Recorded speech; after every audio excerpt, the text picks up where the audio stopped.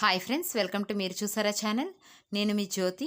ఈరోజు చాలా సింపుల్గా బీట్రూట్ హల్వాను ఎలా తయారు చేసుకోవాలో నేను మీకు ఈ వీడియోలో చూపిస్తానండి. ఇది చాలా టేస్టీగా ఉంటుంది.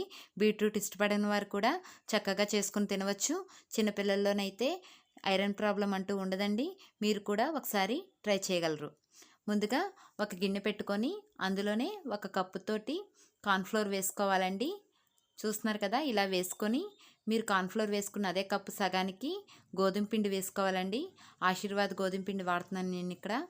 వేసుకుని అందులోనే ఒక గ్లాస్ వాటర్ వేసుకోవాలండి. స్పూన్తో ఉండలు లేకుండా కలుపుకోవాలండి.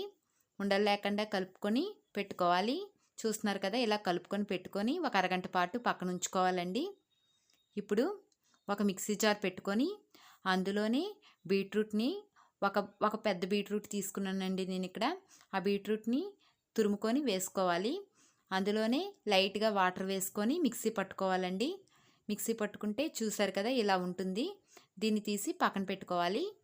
ఇప్పుడు ఒక స్టవ్ మీద ఒక పాన్ పెట్టుకొని అందులోనే 3 టేబుల్ స్పూన్ల నెయ్యి వేసుకోవాలి.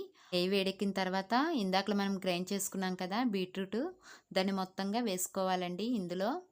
ఇలా మొత్తంగా వేసుకున్నాక మీడియం ఫ్లేమ్ మీద మంట పెట్టుకుంటూ పచ్చివాసన పోయేంత వరకు వేయించుకోవాలి. ఇలా మొత్తంగా పచ్చివాసన పోయేంత వరకు మీడియం ఫ్లేమ్ మీదే పెట్టుకొని వేయించుకుంటూ ఉండాలండి. ఇప్పుడు దీనిలోనే ఇందాక మనం కార్న్ఫ్లోర్ ఏ కప్పుతో అయితే తీసుకున్నామో అదే కప్పుతో 2 కప్పుల పంచదార కూడా వేసుకోవాలి. వేసుకొని మొత్తంగా కలుపుకోవాలండి. పంచదార అనేది బీట్రూట్లోని మొత్తంగా కలిసిపోతుంది. కరిగిపోయేంత వరకు వేయించుకుంటూ ఉండాలి.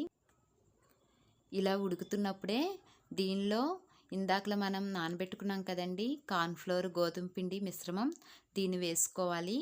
వేసుకొని మొత్తంగా దగ్గర పడేంత వరకు కలుపుకుంటూ ఉండాలి.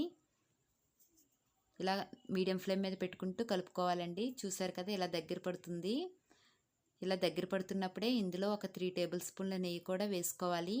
ఈ నెయ్యి వేయడం వల్ల మనకు హల్వా అనేది మంచి టేస్ట్ వస్తుందండి. ఇలా కలుపుకుంటూ ఉండాలి, దగ్గర పడాలండి అది హల్వా అనేది.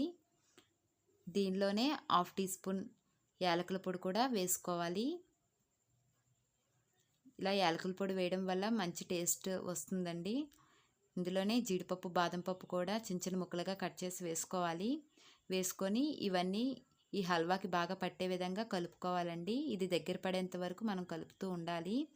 చూసారు కదా, హల్వా అనేది దగ్గర పడిపోయింది. దీనిలోనే ఒక టేబుల్ స్పూన్ నెయ్యి వేసుకొని మనం దించుకోవాలి. ఇప్పుడు ఒక గిన్నెకి నెయ్యి రాసుకొని అందులోనే ఇందాక మనం తయారు చేసుకున్న అందులో హల్వాను 4 వైపులా స్ప్రెడ్ చేసుకోవాలండి. ఇలా 4 వైపులా సరి సమానంగా వేసుకొని మనం ఇలా అదుముకోవాలి.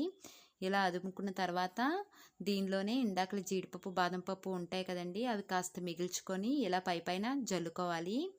ఇలా జల్లిన తర్వాత దాన్ని కాస్త చాక్తో మనం అలా అదిమితే చాలా బాగుంటుందండి. ఇలా అదుముకున్న తర్వాత ఈ హల్వాని 1 గంట పాటు పక్కన పెట్టేసుకోవాలి.